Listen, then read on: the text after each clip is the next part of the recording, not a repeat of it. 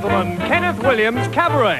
For the next 27 minutes, starting now, without hesitation, repetition or deviation, but with interruption from star guests, you'll be in the company of Mr. Kenneth Williams.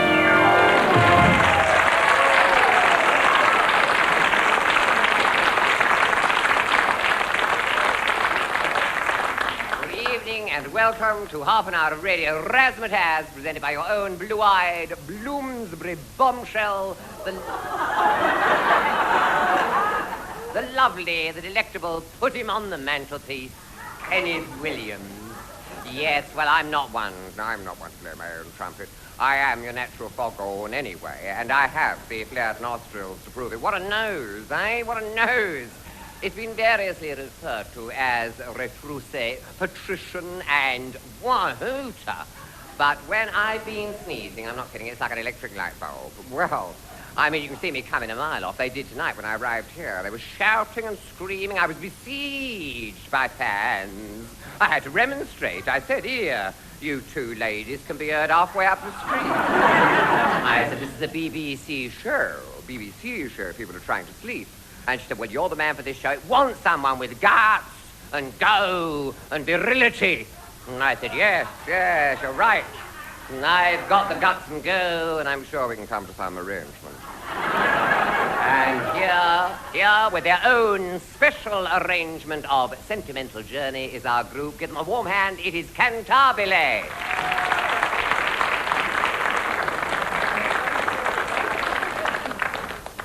Every rolling stone gets to feel alone when home sweet home is far away, away. I'm a rolling stone who's been so alone until today. Gonna take a sentimental journey. Gonna set my heart at ease. Gonna make a sentimental journey to renew old memories. I've got my bag, I got my reservation. Spend each dime I could afford. Like a child in wild anticipation, long to hear that all aboard. Seven, that's the time we leave. At seven, I'll be waiting up for heaven, counting every mile of railroad track that takes me back. I never thought my heart could be so yearning. Why did I decide to roam? Gotta take a sentimental journey, sentimental journey home, sentimental journey home, sentimental journey home, sweet home.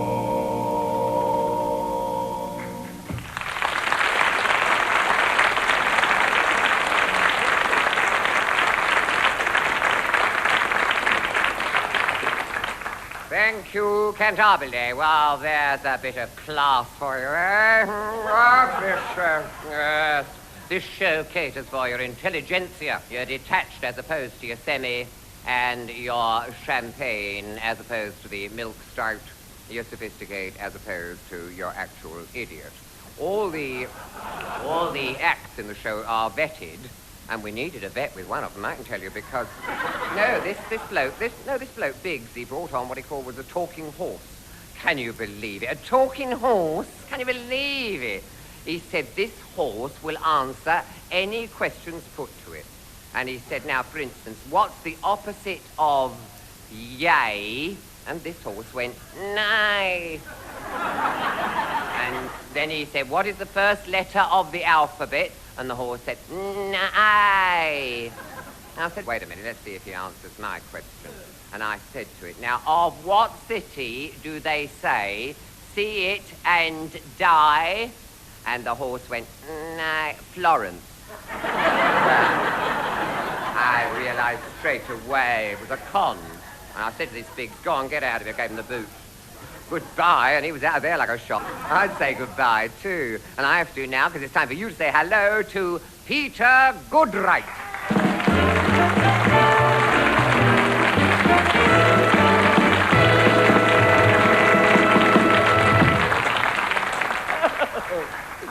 Oh, thank you very much indeed. You know, you won't believe this, but I was coming here on the bus, and there was a little chap... there was a little chap sitting next to me, and we got chatting. You know how you do. And I said to him, I said, who are you? I said, who are you? And he said, A.T. I said, oh, extraterrestrial. He said, no, Ernie Thompson. He said, I wonder if you can help me. I said, well, I will if I can, you know. He said, well, you see, it's like this. He said, this dinner time, I was coming out the house, and this geezer come up the garden path. See? And he said to me, he said, are you Ernie Thompson? And I said, yes. He said, well, I'm from Littlewoods. And I said, oh, I said, blimey, I said, don't tell me I've won the pools. He said, no, we've just nicked your wife for shoplifting.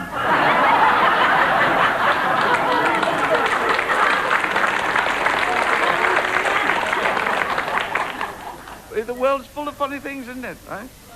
Do you know, the other day there was a fire up in Piccadilly Circus, and one of the firemen was going up the ladder when his helmet fell off. Now, a typical Londoner was passing by at that very moment, and he saw that happen. And he thought to himself, oh, dearie, dearie, dearie.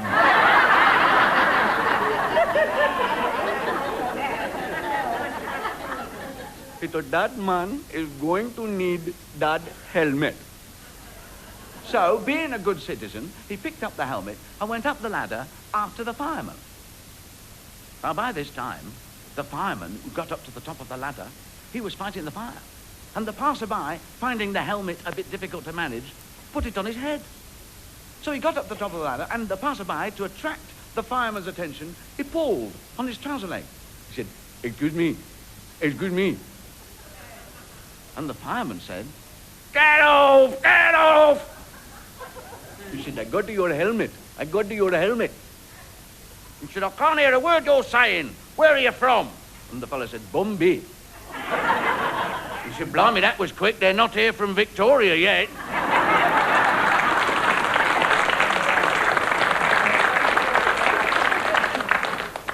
You know, isn't it funny how sometimes you just can't help overhearing what other people talk about, what they say. Here's a little selection of conversations overheard. Oh, what a lovely colour that cow is. Ah, it's a Jersey. Oh, I thought it was its skin.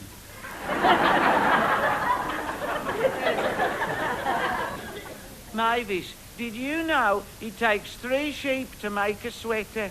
Oh, really? I didn't even know they could knit.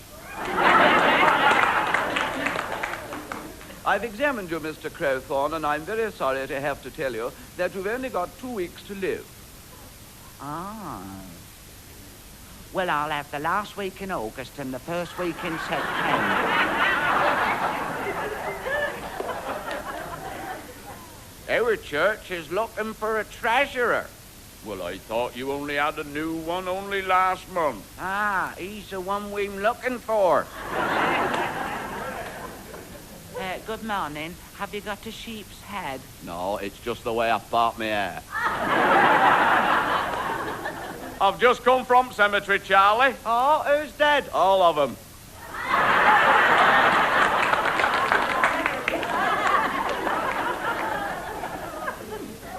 I didn't like it in Spain. I kept getting my bottom pinched. Well, all girls get their bottom pinched in Spain. With pliers?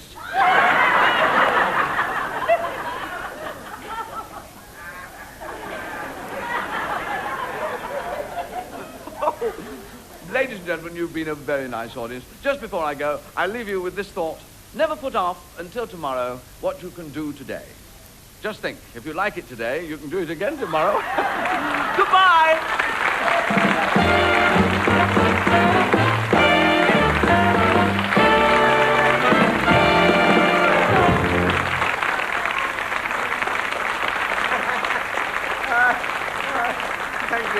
Thank you, Peter Goodwright. Oh, you're a very clever boy. He told me he got his original idea while watching a couple of porpoises sharing an umbrella in the Edgware Road during Finca Gestum, where they were sheltering from a thunderstorm at the time. Well, inspiration comes to people in different ways. Archimedes found his in the bath. Benjamin Franklin flew a kite in a storm and discovered electricity. Sir Isaac Newton got smacked on the head with an apple and discovered slapstick. Brilliant act. Oh, the innovations are endless, aren't they? More recent inventions include a device which enables you to watch television in the drawing room while cooking the dinner in the kitchen. It's a fork with a 30-foot handle. Which brings me very cleverly to Handel's Largo, because he composed it. Yes, he did. He composed it naked on top of the Mendip Hills. Well, you see, his mind was going. He'd never been the same since the Largo was diluted with his water music. You see, all these great composers had to battle against tremendous adversity. Look at Tchaikovsky. Every time he said his name, someone said, bless you. And he never had a cold in his life, apart from the time he sat on this bare mountain trying to pinch ideas off Handel, who was the bare band of the old philately. I can tell you. Here you ask, yes? What's stamp collecting got to do with music? Well, I'll tell you. Nothing. It's just a whimsicality such as might be found at the top of the Mendip Hills. They were all up there, all these composers, whimsying about in search of inspiration. Beethoven was up there too. He was with his butler, who was fed up with the whole expedition and freezing to boot. He said, listen, Ludwig. He talked like that. He said, listen, Ludwig, I'm going. All this composing lark, he said, it's not me at all. It's all right for you. You're as deaf as a post. You can't hear yourself thumping out all this rubbish on the Joanna. But let's face it, Ducky, you're no Liberace. I like a bit of melody. I can't listen to any more of your stuff. I'm going. And Beethoven said, you can't leave me. I can't compose anything without you. You've been my inspiration. And he said, oh, Ludwig, I've been your inspiration. I can hardly believe that. Ha, ha, ha, ha. Ha, ha, ha, ha. You see? Takes a bit of getting, doesn't it? It's awfully subtle, my stuff, you see. Of course, if Beethoven had been alive today, he'd have been writing songs for me, but he isn't, so instead, here's a number more suited to rambling Sid Rumpo, who'd introduce it thus. Hello, me dearios, and my song tonight is about a favourite horse, the Somerset Nog, so-called, because it's like a cross between a nag and a dog. It's half Suffolk Punch and half Dachshund. This nog is a strange-looking creature. Its 3 hands are 18 foot long. Not pretty to look at, but the rhubarb in that part is one of the finest. And my song tells of a man who wanted to go to the great fair at Gander Poke Bog. So he asked this farmer for a loan of his nog so he can take all his friends with him. And it proceeds in this fashion. Here, my friend. Red pubes, lend me your great nog, rollock my facet and griddle my nodes. No, something about it. For I want for to go down to Gander Poke Bog, with Len Posset, Tim Screevy, the Reverend Phipps, Peggy Luke, Polly Levi, Ginger Epstein, Abel Stephen Troop, His Scotch Lil, Mrs. Catamouth, Mayor's Habit, Deep and Trust Box, Solicitors and Commissioners for Oaths, Father Santa Claus, Fat Alice, David Ash, Eddie Rosencrantz, Barbara Woodhouse, Old Uncle Dick Francis and all, Old Uncle Dick Francis and all. So they all go on, except for Alice, who don't get on with no one, and off they go. But, no, something about. No, it's hard to relate. The horse snaps in two and expires. But they do say, as how its ghost walks abroad in the 2 hours, and if you be passing Gander Poke Bog at midnight, they do say you can hear the 2 ghostly halves of the nog singing in duet. Red pubes, you lend your great nog, rollock me facet and griddle my nose.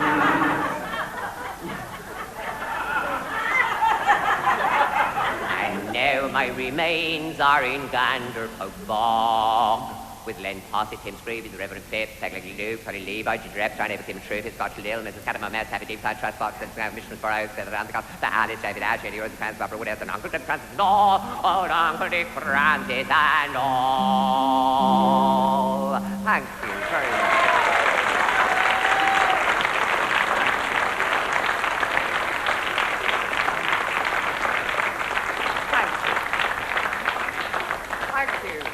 Thank you very much for that underwhelming reception. And now it's time for you to meet a real singer. Yes, it is. It's a warm hand, ladies and gentlemen, for Lois Lane.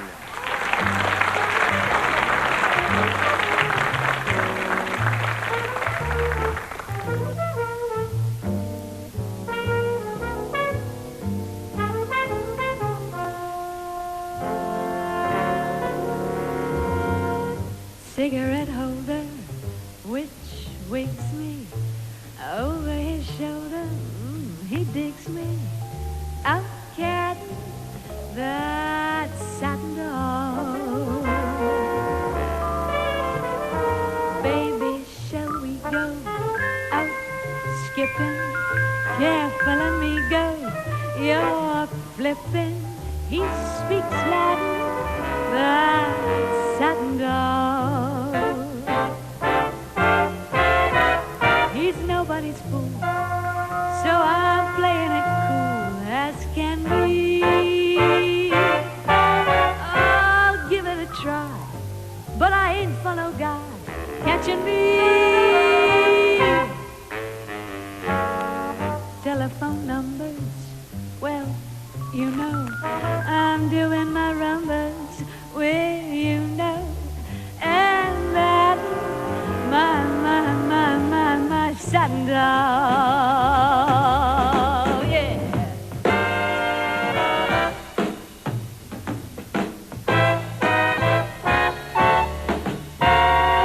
Out catting, that satin doll.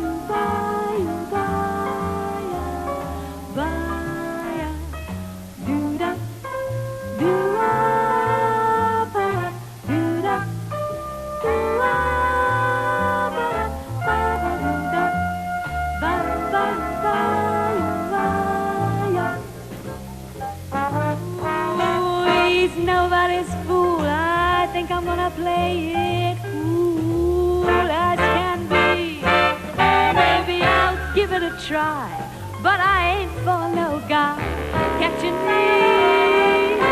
Switcherooning telephone numbers, well, you know I'm doing my rubbers. Will you know that my satin doll?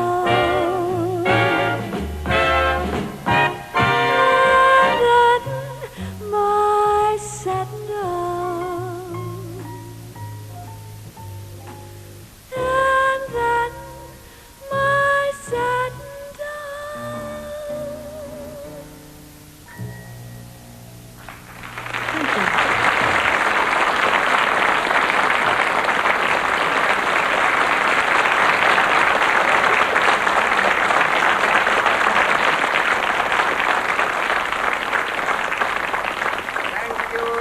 Lois Lane, lovely artist, takes you out of yourself, doesn't she? And I wanted it, I needed taken out of myself.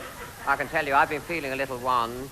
Well, I have, and I saw this travel film, lovely scenery, and this voiceover said, majestic palms shelter the holidaymakers. He sips his glass of eau-de-vie, while the young ones from their washboards on the surfboards see an ancient civilization shake hands with modern culture as a gnarled old goat herd tending his flock on the hillside road is run over by a continental Bentley.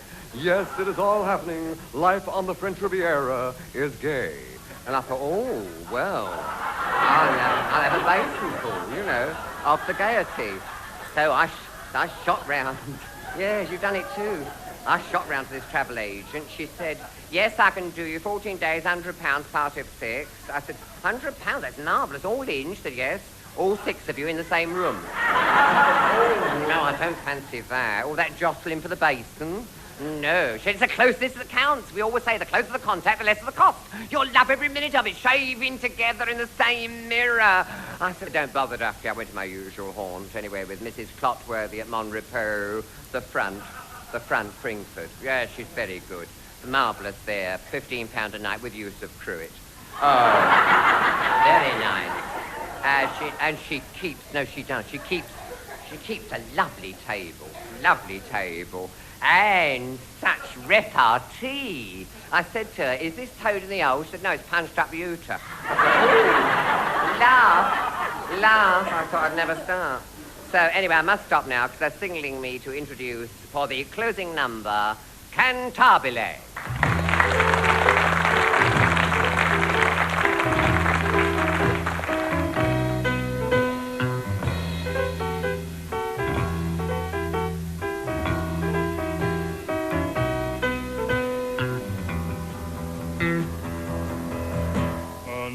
Country made up to London had strayed, although with her nature it did not agree, which made her repent and so bitterly lament.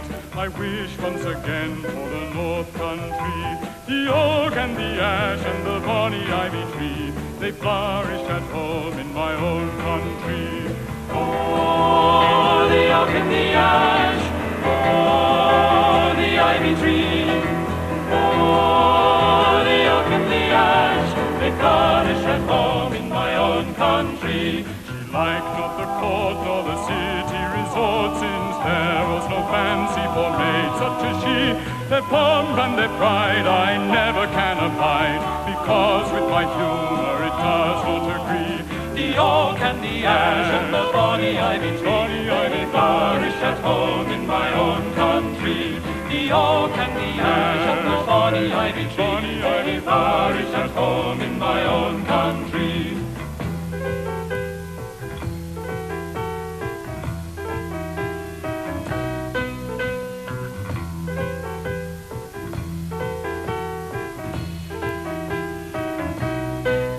Now what have I been in the Westmoreland Green, where the young men and maidens resort for to play, where we with delight from morn till night could feast and could frolic on each holiday. The oak and the ash and the bonny ivy tree, they flourish at home in my own country. The oak and the ash and the bonny ivy tree, they flourish at home in my own country. The oak and the ash and the bonny ivy tree, they flourish at home in my own country.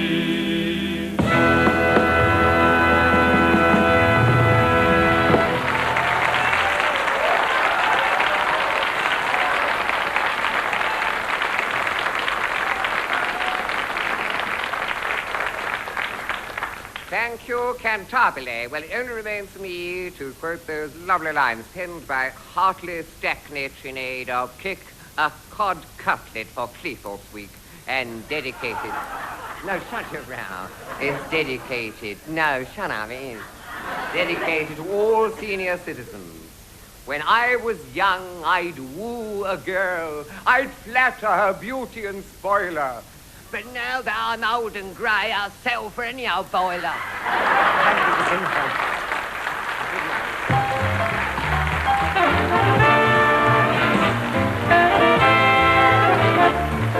Kenneth Williams' Cabaret starred Kenneth Williams. His guests were Cantabile, Lois Lane and Peter Goodwright.